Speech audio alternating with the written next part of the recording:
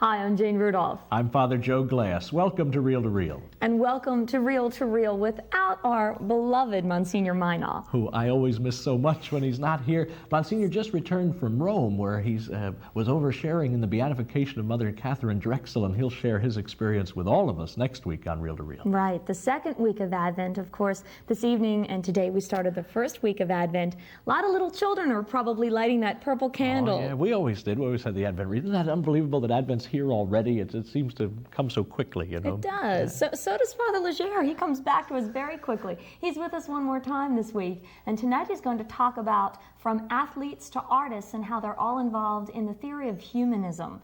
Speaking of artists, we will take you to an unusual art gallery, and it is housed in a church. And a man who's an artist when it comes to ministry, Brother Malachi Corbett from St. John's Hospice, will be with us. They're celebrating 25 years of ministry in Center City, Philadelphia. We'll be hearing all about St. John's during our interview. And this big weekend, as we start Advent, you know, we're also wrapping up a big Thanksgiving football weekend. It gets lots of attention all around the country, and football's real hot right now in Philadelphia, isn't it, Jane? Exactly, Father. We won't talk about who you like, but most of us are in love with our cardiac kids, and yet it's not just the perfection on the field. There are a lot of drills that go into this football season. And the same for all of the technicians who are working in television and in radio, just like Joe McPeak, who happens to be the producer for the WIP Radio Eagles broadcasts.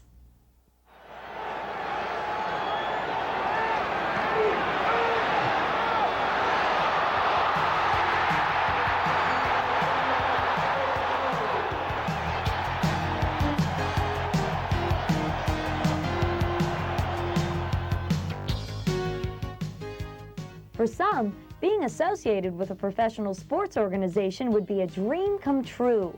For Joe McPeak, producing the Philadelphia Eagles weekly radio broadcast is the result of hard work and determination. For the Philadelphia Eagles broadcast, what I do is I coordinate the overall broadcast, schedule a halftime guest, help select a post-game guest. I have to make sure that the hookup, technical hookup is okay for our post-game show in the locker room. I'm responsible for the commercials. They signal for a television timeout. I'm supposed to, I catch that, and I give Merle Reese or Stan Walters a cue card. Joe was very knowledgeable about sports, and he was an extremely hard worker. He was meticulous in every single way, never missed a detail, and was the kind of guy who had tremendous energy and was just a good guy to be around. He has a wonderful personality, and he's just a real asset to our crew. What I enjoy about my job is the people that I meet and the places that I get to visit. For a guy that, you know, was never on a plane and never traveled, and then all of a sudden, you know, seeing the whole country in a matter of months, it's fun and exciting.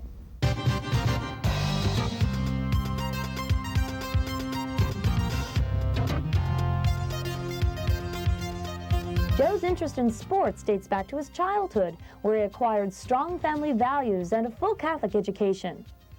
One thing that the Catholic education gave me throughout the 8 years at St. William's, 4 years at Cardinal Doherty, and 4 years at LaSalle, I feel that the Catholic education not only gives you, Catholic teachings, but discipline. Discipline comes in almost everything you do.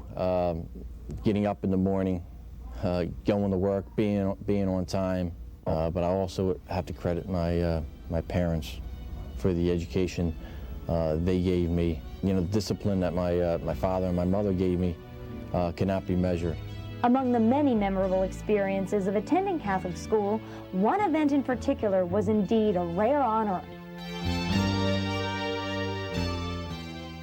My senior year at Cardinal Doherty, I was a server. When the Pope came to Philadelphia, Father Burkhead, he chose a friend of mine and me to go down and serve the Pope's papal Mass at the Civic Center. Today, Joe's Christian values are evident as he tackles the job of being the official lector at all of the away game masses. Well, I think he's a fine young man. When I came here, I had a Catholic Mass put into our program that they hadn't been having. And, of course, the first Mass that we had on the road, well, Joe showed up, and we asked him to read, so he's been reading ever since. Every Sunday, the away games, I get up about 6 o'clock in the morning, and I do the readings. Doing the readings in the first place gives me great satisfaction because of my religion and my belief. Doing the readings for the Philadelphia Eagles and for Buddy Ryan adds a little bit more thrill, for me. Even the most successful athletes in this rugged game of football find a way to glorify God.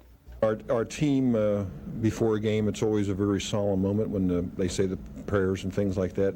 Basically, it's you can't really pray for victory. You'd be asking a little bit too much, but it's nobody gets hurt and that you play to the best of your ability. Well, of course, we have guys from all walks of life, and some are Catholic, some are Protestant, but I think that it's very important in anybody's life that they have their personal relationship with the Lord.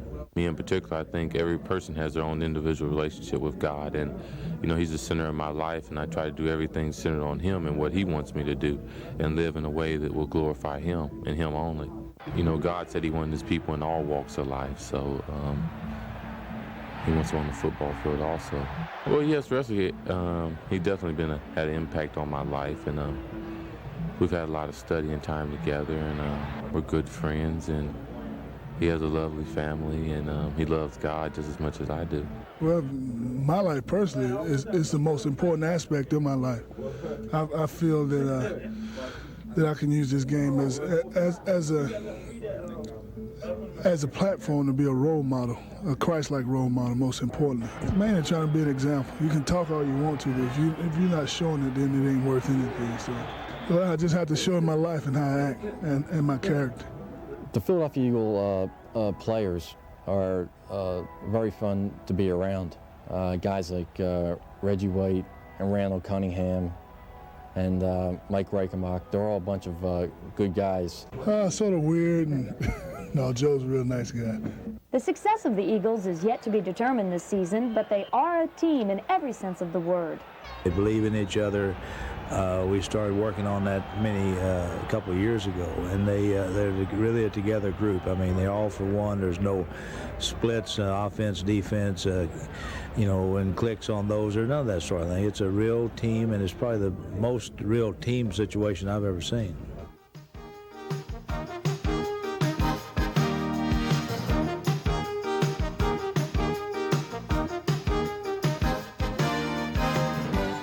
The novelty of working with the Eagles might only last for a short time, but while the helmets and shoulder pads are packed away till next season, Joe McPeak strives to accomplish even greater goals. Philosophy in life is to work and never give up. I think that anything that you want, you can achieve as long as you work and strive and keep that goal in mind. My main goal and my biggest goal that I want to achieve is to have a family, to be successful at having my own family, raising my own children the way I was raised. And thanks to all of our last-minute, heart-stopping endings, we're to the point where we may even make it to the playoffs. Well, you stay with us because we're going to call our first time out, and Father Joe's up next.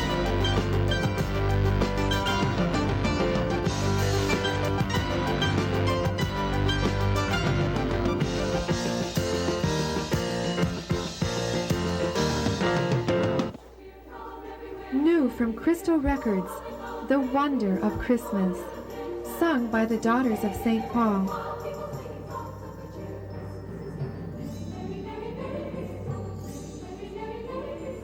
Enjoy such Christmas favorites as O Come All Ye Faithful, Joy to the World, Do You Hear What I Hear, Silent Night, and many more.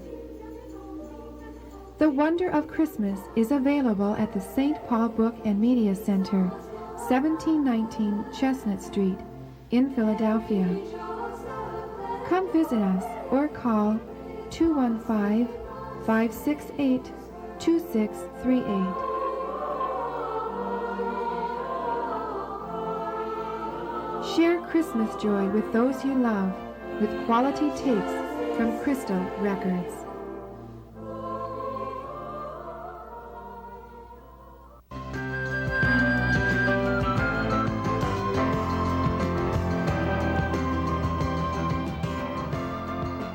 Many of us perhaps are still full from our Thanksgiving dinner, but all around us are those who are still hungry and homeless. Working with the hungry and homeless for 25 years at St. John's Hospice in Center City, I welcome to Reel Brother Malachi Corbett. Brother, welcome to Reel to Reel. I'm very happy to be here. So good to have you here and to share with us the experience in the ministry of St. John's. Tell our viewers exactly what is St. John's Hospice. Well, St. John's Hospice is a response to a need.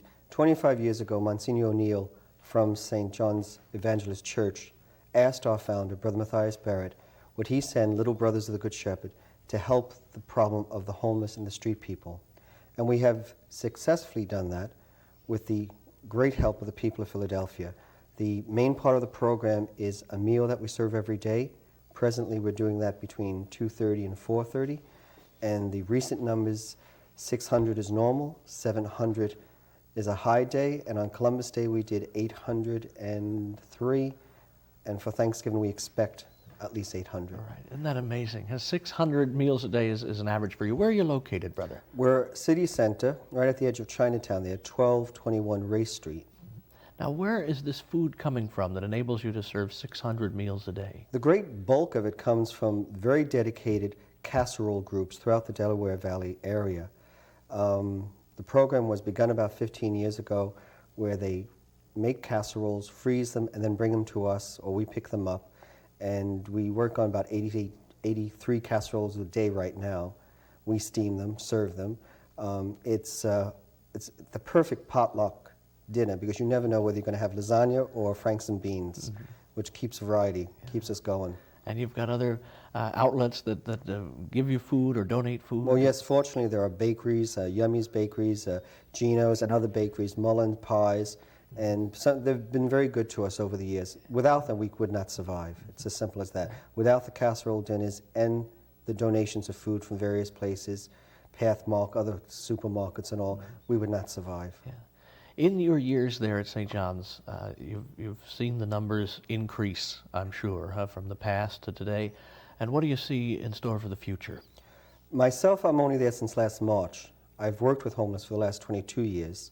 The community is there the 25 years. And the future is very depressing at this point. The numbers have escalated in the last 2 years.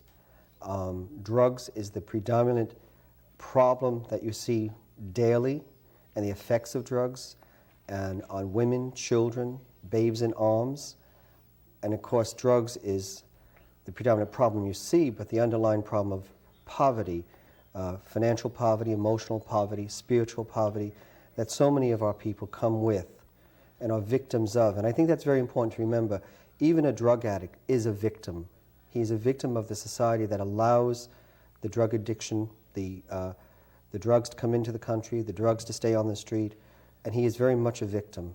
I'd like people to remember that. And a victim of the poverty. It's very really much so. It's the problem of poverty first that very often leads people to turn to the drugs or to the alcohol. When you're talking to someone 18 or even 20 or more, why you do it? Well, what else is there? The jobs aren't there. I'm not trained. I have a bad education in some cases. My house where I live is the pits. It's very difficult, very depressing. This gives me an instant high. It helps me forget for a few moments what life really is like. Brother, what's the response? What can the average person do to help? Well, I think the average person can first get politically involved, really write to their senators, congressmen, their politicians, that an all-out war needs to be declared on drugs. But also in the local level, a war on homelessness, providing housing. I've had the good fortune to spend the last 14 years in Europe. And when I came back to America, I was ashamed what I saw. In Europe, particularly in England where I were, there is a problem of homelessness, But because of the system and because of what programs they were allowed to initiate, such as deducting people's rents for the rent for a house or an apartment, for utilities such as gas or electric, it was able to deduct that at source at the welfare office, and the person then receives the benefits for food or clothing, whatever else is left. But at least they have a place to stay. Yeah, and that kept them That kept the housed. number of homeless down. It's Yes, not the indeed. total answer, but it's part of it. And also, I know you're very big on when it comes to the long-range solutions, not only become politically involved, but strengthen the family and communicate. Tell me very quickly, because we're just about out of time, what are some short-term needs for St. John's, and how can we help St. John's? The obvious need at St. John's is always financial support. It's very crucial. If we're to expand our future, to expand our program, to do more with resettlement than just to feed, clothe, and house, we need much more support. And we're always grateful for that. We hope that in the next few years, decisions will be made that will secure us a larger premises where we will really be able to go into detail with the work we're doing. Okay. Brother, I thank you for being here, and much continued success with St. John's. For more information on how you can help St. John's Hospice, we'll be giving our own address later on in the program, and you write or call and we'll put you in touch with Brother Malachy.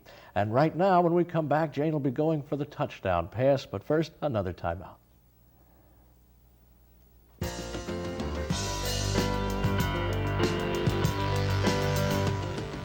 The importance of my work, I think, is just to bring glory to the Lord. Excuse me. I want to give blood. You're in the right place. Come with me. I heard about those people in the accident. I just want to help. Great. How are they doing anyway? Well, last we heard, they're going to be just fine. You know, it's a good thing you guys were there. No. It's a good thing you are here. Call the American Red Cross. Your neighbors need you.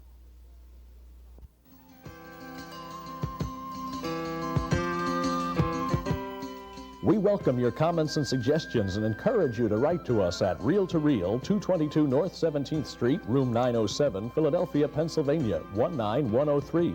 Or call us during regular business hours at 215-668-9842.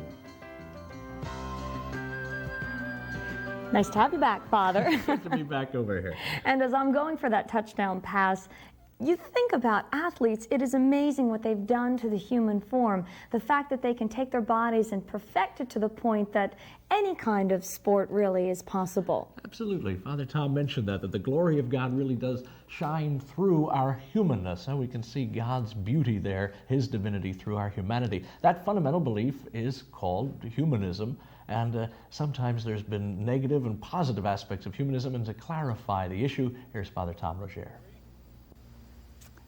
Greetings in the Lord. Clergy persons are fond of bemoaning the evils of humanism, frequently without an understanding of what that really means. Now, the way humanism is commonly understood, this is a philosophy that says humanity is the captain of its own ship. It doesn't need God.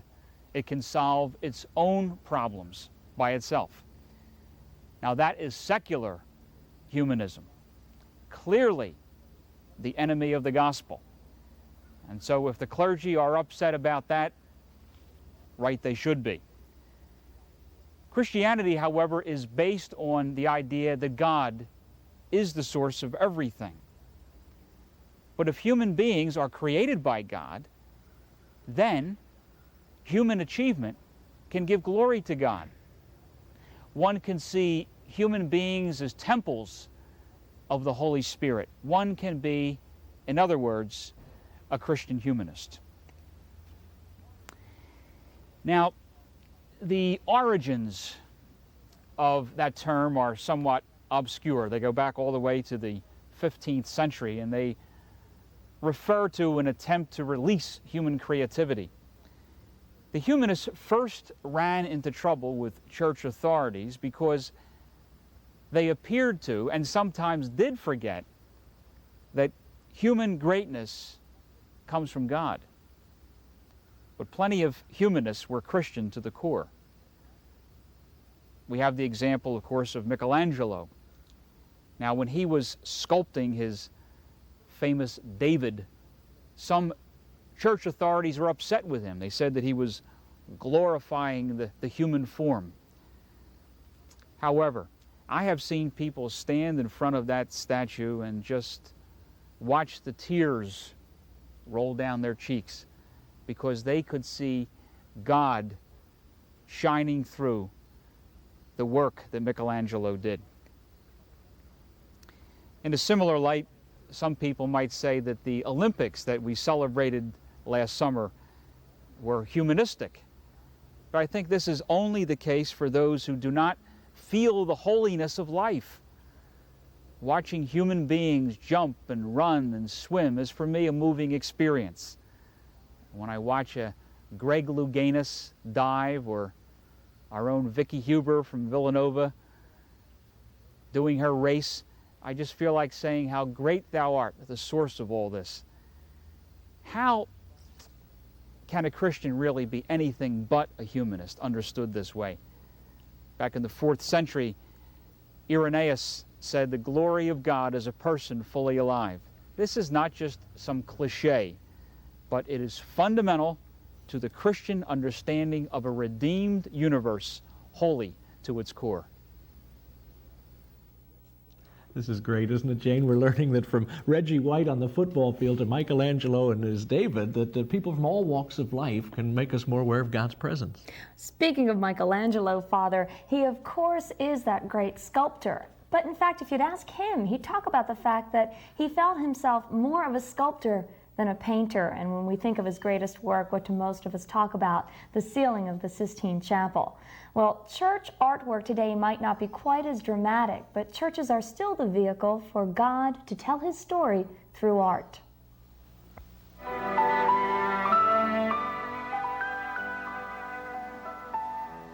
At certain times in my work, I feel actually doing the work is in a sense a form of prayer. It's maybe non-traditional kind of form of prayer, but it's a way of working through ideas. I consider my art my career. I'm fortunate to have it, to be able to do something that I really love to do. It's just a part of me.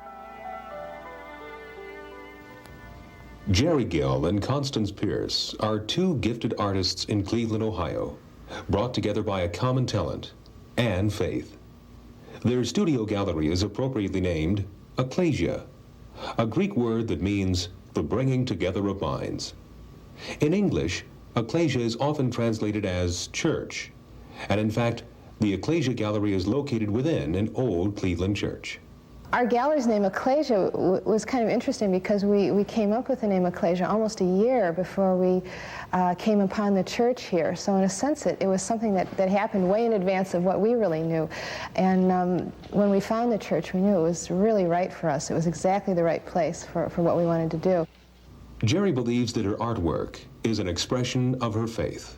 The importance of my work, I think, is just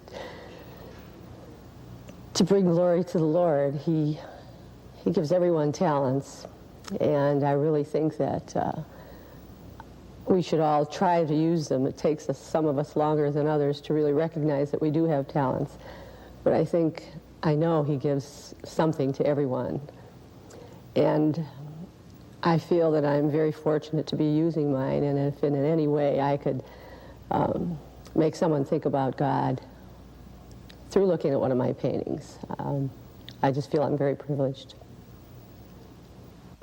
Spiritually, I know flowers, and if you've ever seen a flower up close, I mean really close, really down into the depth of it,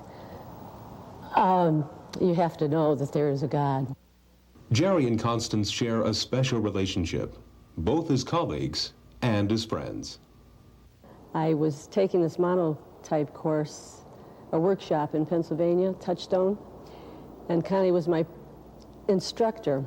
And when I met her, it was like we knew each other forever. I mean, it was unbelievable, the things we have in common. And Connie is so good. She's just so encouraging. I'll have some little, like she came in this morning, she saw this little sketch I had just done very quickly for a monoprint. And she says, oh, you ought to do that in another form. She's just very encouraging. She's just a beautiful person. We immediately hit it off, and we had a lot of similar ideas, and we had a similar faith, and it was just almost an immediate sense of friendship. We work really well together, and she really, truthfully, brought me a lot closer to understanding my faith in some ways, and I'm really grateful for that. She's a really very inspiring person in my life. I work in my own work. I work in two different ways. I work from life, that is, I draw things that I see, figures, scenes, still lifes, whatever. And that, in a sense, is a kind of a discipline. It's a form of an artistic discipline. But the other sort of work I do does not come from the outer world. It comes from the inner world, the inside. And a lot of times when I start my prints and paintings, I don't know exactly what story they're going to tell. And so in a sense, even though I'm creating the work, it's like something's coming through me in a way, and I'm not really sure until maybe 3/4 of the way into the work exactly which characters are going to be what. It's kind of like I'm laying colors, and I'm laying forms, and I'm laying some lines, and little by little the image speaks back to me. So you almost become, in a sense, a vehicle. I mean, you almost become, you open up and you let yourself be a vehicle. And the colors and lines start to form the image, and then pretty soon you begin to understand what the story is going to be. When they see my paintings, I like them to really stop, and maybe the next time they see a sunset or a tree or a flower, that they might think about how good the Lord is in giving us all these beautiful things in nature. I just like them to make them feel good. I like to use a lot of color, and color makes you feel good. I think there's probably not too many good things to feel good about with so many of the bad things that are happening. So every chance we get to feel a little bit uplifted by some of the things the Lord has given us, I think if I can do that, I'd be very happy. Before we say goodbye, I'd like to take just a moment and remind all of you that the Retirement Fund for Religious will be taking place during December 10th and 11th weekend in churches all across our country, and that's your chance to contribute to that retirement fund. It's very important that we all do so. It is. And it's important that you stay with us next week, because Monsignor Mano will not only be back, he will be back from Rome, and he will be, of course, celebrating the beatification of our own Philadelphia's Mother Catherine Drexel. And when he comes back, he brings tape with him of people who knew Mother Catherine Drexel, and we'll all get to see footage of the actual ceremony itself, so it'll be a good program. So until next week, please take care. Good night. See you next week on Reel to Reel.